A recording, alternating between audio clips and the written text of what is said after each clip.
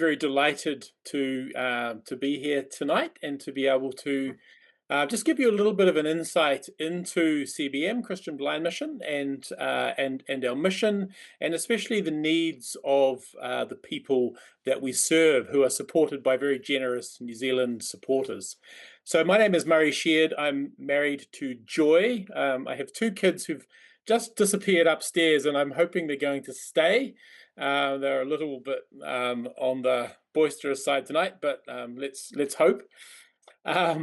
Now, I grew up in a church that was very evangelism oriented, and I only really woke up to the idea that justice is a characteristic of God really in my 20s, and it was mainly because I went to a Baptist social services conference, and the reason I went there, well, there was this girl that I was interested in.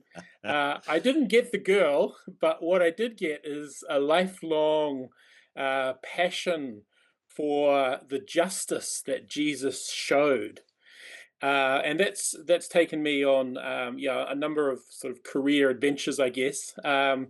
But in the last 7 years, it has been all CBM, and I've been introduced in particular to the work of a mission that focuses very much on something that's very core to the heart of God, which is shown in the way Jesus went about his ministry. It's highlighted very, very strongly that Jesus was arrested by whenever he saw someone with a disability, he stopped and he did something.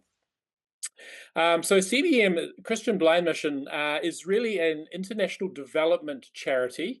Like there are many of those, Tear Fund, World Vision, Oxfam, Caritas, for example. But CBM has a particular focus on people with disabilities, and many times it's the case that people with disabilities are very much the most vulnerable. The former Secretary General of the United Nations, Ban Ki-moon, was often taken to see poor community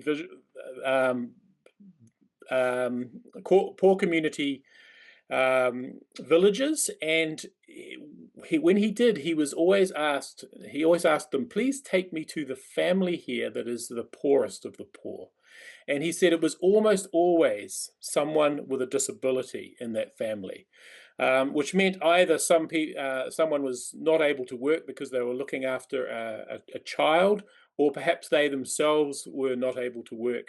And so poverty and disability became a real cycle. We envision an inclusive world in which all people with disabilities do enjoy their human rights and achieve their full potential. And their rights to live as full people really comes very much from the idea that we are all created in God's image. And our mission is fighting to end that cycle of poverty and disability. I think I worked in international development for quite some time before really waking up to the plight of people with disabilities. So, I'm going to show you a few slides of some of our work, and then put out a challenge. And then I want to return to the fact that this time last week, I was just landing in Cox's Bazar, which is in Bangladesh, and visited the refugee camps for the Rohingya people. So I'll come back and talk about that in a little bit. So firstly, this slide here, here's some little kids. And now they have cataracts. They've just had a cataract operation. And you might think, surely cataracts, that's the kind of thing that really only maybe hits people in their 60s, 70s, 80s. But actually it can strike children, and even in New Zealand. But if it struck children in New Zealand, it would be picked up straight away and you would never have heard about it. It would be under surgery straight away. But for many people in places we work, and we work across the world, we have a big focus on our near neighbor Papua New Guinea, but also across Asia and Africa. And these children from Kenya, and many of them would not have seen a doctor before. Sometimes children, whether it's in Kenya or Papua New Guinea, they might live a couple of day's bus ride away, and that bus might cost a month's wages of their parents. So they can't see a doctor. And so CBM goes out, reaches out, goes to villages, often packs up an ophthalmologist and a nurse into a into a van and goes into fairly remote places. And CBM's workers have first screened people to find out who needs the surgery. If I can have the next slide. This lady is her name is Barbara, and she's an older lady, and she is now seeing, as you can probably see on her face, the joy in her face because she is seeing her friend for the first time in 5 years, having just had a cataract operation. The next slide, thanks. And then there are also some pretty awful diseases, which we call neglected tropical diseases. One of them is called river blindness. And 2 years ago, I visited Nigeria in the communities for whom this is an issue. There's a biting fly that lays larvae. It runs around inside the body, and it has a particular love of the eye and can sometimes sever the optic nerve. Terrible, terrible thing. And it is actually treatable if you can break the cycle of the larvae before that happens. So this boy is leading his grandmother, and she is blind. And she is blind from this disease, and we can't do anything about her lack of sight. But what we can do is break the cycle. So this child, he receives some medication. Maybe the next slide, I think, shows a photo of receiving that little medication. It's just a pill that needs to be taken once every 6 months for about 10 years, and then that makes a permanent difference. So he will never go blind because of this. And this is a project that is in partnership with us and some pharmaceutical companies. So every dollar donated to CBM is actually times by about 7 times the value because of this pharmaceutical. So it's an incredible value for money thing that a lot of New Zealanders love to support. So yeah, it's something that we're very proud of partnering on. The next slide, thanks, Malcolm. So these ladies were from the village I visited.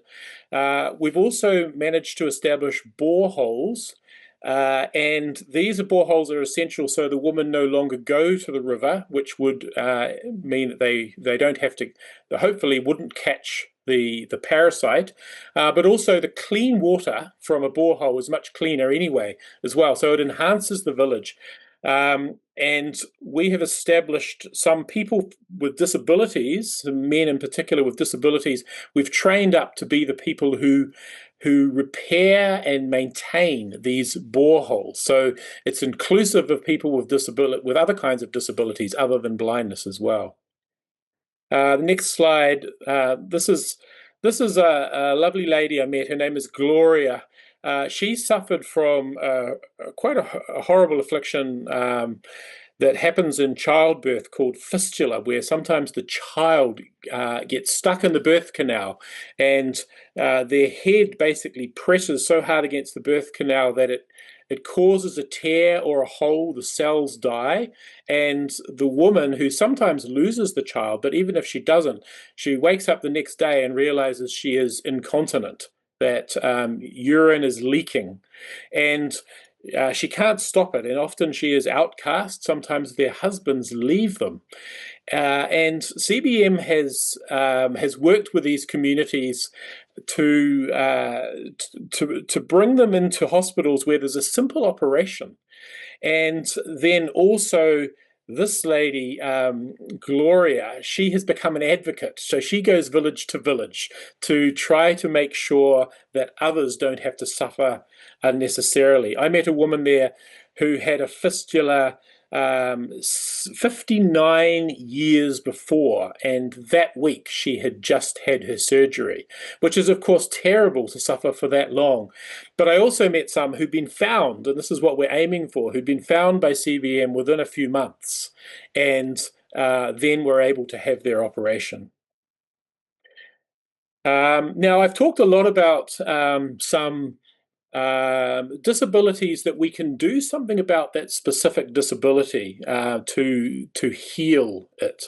But there are other disabilities, of course, for whom that's not the case. And this boy has glasses. Now he was going to school, but he wasn't learning. And of course, the assumption was, oh, he's just not good at learning. Maybe he's not very smart. But then it was discovered that actually no, he had a sight impairment, and that was found during a CBM screening. And so they managed to prescribe some fairly thick glasses, as you can see, but he can now learn. So instead of being pushed to the side and undervalued, he can now go on to take his place in that class and learn and fulfill his potential. Now, having turned to the disabilities that we can assist with but can't remove, I just wanted to pause for a minute and put up this term, ableism. It might not be a very familiar term, right? You probably get the idea though. We have racism, we have sexism. Ableism is really attitudes around disability, the devaluation of people with disabilities, and really negative ideas about them and what they can contribute. It also sees being able-bodied as the norm. And of course, most of us, most of the time, if you walk down the street, most people you see do not have a disability. But that doesn't mean that people with disabilities should be pushed to the side. Often people with disabilities have been excluded, and even in New Zealand, actually, there are higher rates of poverty, unemployment, and inadequate housing, and as I've noted there, even abuse. But overseas, in particular, it's extremely bad because there's no social support, and often there's a lot of stigma. Okay, we have. I think there's a lot of the stigma about people with disabilities has been lessened in New Zealand, but that's not the case overseas, and there are some cultural and religious beliefs that keep those going as well. So it's something to reflect on about our own attitudes as well. Maybe if you could go to the next slide. So I just want to carry on quickly with a couple of other examples of how CBM is working to transform the lives of those who do have permanent disabilities. This lady her name is Punita. She's from a project in India that we were operating in for a number of years. Now, she is working in organic farming, and we have an aim in that project with that community that 20% of the people involved would be people with disabilities. Now, in a lot of aid projects, people with disabilities wouldn't even been considered because they're not really going to be, or they don't feel like they're going to be the success story. And it's, of course, more expensive as well to include people with disabilities. But with CBM, we want to make sure that those are the people that we're reaching. And a lot of work goes into breaking down community attitudes and stigma so that those people can take a flourishing part in their community. Now, I often find that when people with disabilities in overseas, when I've talked to them, when they talk about the pain that they suffer, often there is physical pain, but the real pain, they say, is the emotional pain. It's not being included. It's a child with blindness saying, I want to join in with my friends with the games, but I can't see and I can't join. Or in a meeting, an elderly man who would otherwise be considered a wise elder stands up to talk, and people get up and say, you can't walk, you have nothing to say. It's that emotional pain that is most pressing. Which is why I think I love the work of CBM, because it tries to do something about the physical, but also the emotional and spiritual, which I think makes it very much aligned to how Jesus approached was. So Yeah, we'll keep that slide up, and I want to just give a challenge here, for us to reflect on what has shaped our experience and view of people with disabilities. Perhaps you have someone in your family with a disability. Perhaps that is you. And if not, what else has shaped your experience and view of people with disabilities? I had an uncle who lost his leg before I was born. So I grew up with someone in my family with a disability. And then also, how do we see disability theologically? And I'll come back to that in a little bit. Then what is the experience of some people with disabilities in church? Apparently, 1 in 10 New Zealand families has someone in their family with a disability. But often, if we think about our experience of church, that's not always very visible. Does that mean that some people find it very hard to come to church, either physically or they're worried that their experience will be a negative experience, which I think is a great is a very important challenge to us. And at the end, we'll talk a little bit about the Bible studies that we have, which help people to reflect on those issues.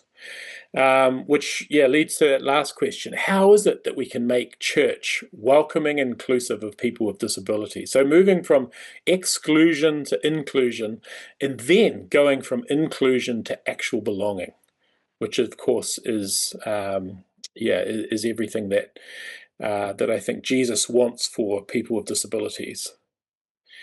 Now, as you know, Jesus battled a lot of bad theology in his ministry, and one of those bad theologies was that disability is some sort of sin or some kind of curse. When someone with a disability, a man who was born blind, came, people asked, was it the fault of his parents? Was it his fault? Now,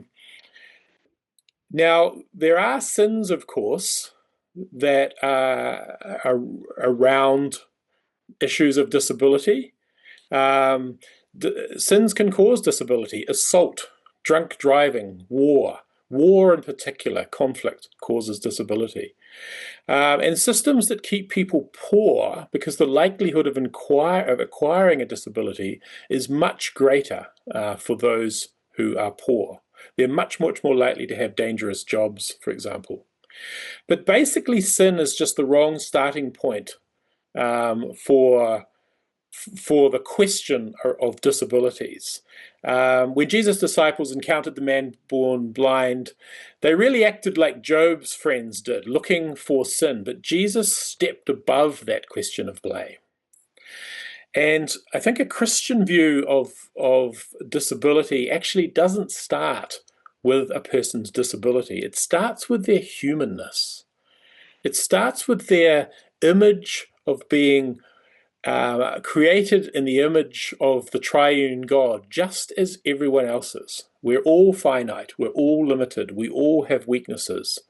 We're all broken in so many aspects of our being. So I think love and creativity and the person of Christ are the ways that we're made in God's image. It's not just about rationality and ability, some of the things that we often hold on to. So as image bearers, we really reveal our humanity in giving and receiving love. I have someone in my church as a woman, and sometimes she brings along her son who has Down syndrome. His name is Delano. And she always says, she always says that he is able to give and receive love in the most open-handed way. I think when we grow up from children to adults, we're a little bit standoffish sometimes. We don't rush up and give people hugs in the same way. My children will just play with anyone who comes along. They don't make judgments. And Delano is like that. And, when I think of that, I think that's what I want. I'm more disabled than him when it comes to giving and receiving love. So it was a real challenge for me there. Now, I want to just finish off with actually, if you go back to the previous slide, yeah, just this image here is an image I took just last week, just last Wednesday, in the refugee camps of the Rohingya people. So the backstory here is the Rohingya people are from Myanmar. They crossed into Bangladesh and starting in 2017 with a big wave when they were being oppressed by the Myanmar government. And many of them, and it's a terrible situation as it is. It's very, very, very crowded. There's I noticed something coming up the chat around US aid cuts. There's real pressure now going to come on these people, but many of them also have disabilities, and some of them acquired disabilities on the way, and some of them have them for other reasons. But if you put maybe the next slide up. Thanks. You can see one of the things that we do, this man here is walking upstairs to the only toilet. Now, you might think, well, what does someone with a disability say they couldn't walk at all do? CBM have managed to install some toilets that don't have stairs at all. But for this one, that red and yellow handrail, and under his feet there's some sacking, sort of sandbags full of sacks, which make the stairs less slippery. So he is able to go up those stairs, whereas he wouldn't be able to do it otherwise. Now, that's a very simple thing, but it's an everyday need, and it's something that is often missed. I saw many children who were being screened for eye conditions and ear conditions, and CBM's partner, the Centre for Disability and Development, is the only organisation in that camp, and there are over 1 million Rohingya refugees. The only organisation that is doing ear screening and then providing treatment for various ear conditions, including some of the children have managed to get cochlear implants as well. And we're one of only 2 organizations that are providing sight impairment services, so especially glasses, but also referrals for cataracts as well. And this little girl here, right in the middle, being held by her dad, her name is Harissa Bibi, and we were featuring her last month on our CBM website. You can find her on the CBM website. But I was delighted to actually be able to meet her in person. She has cerebral palsy, and so when she was 3, she came over the border. She's now just turned 11, and because of her condition, and because there was no help, she actually, for a lot of her life, was just lying on the floor, and her arms and her body became more rigid. She couldn't talk because of her cerebral palsy would lock up her mouth. But with speech therapy and also therapy for her legs and arms, she's now able to speak. I could hear her say in their language, mama and dada, and she is starting to be able to speak to other people as well. And also she's now able to stand alone, and there was no way she could have done that a few years ago. So that's another just another snapshot of the work that CBM is doing. This lady, her name is Salahar. She, while escaping from Myanmar, she tragically stepped on a mine and lost both her legs.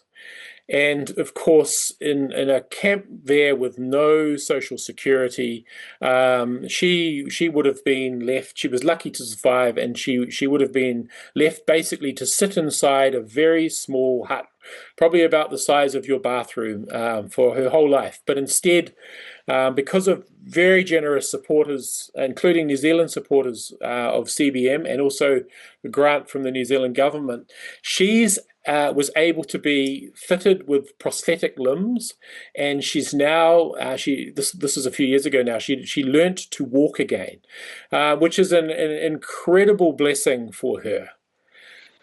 So yeah, we're always very grateful for our supporters. So yeah, I that's really all I wanted to say.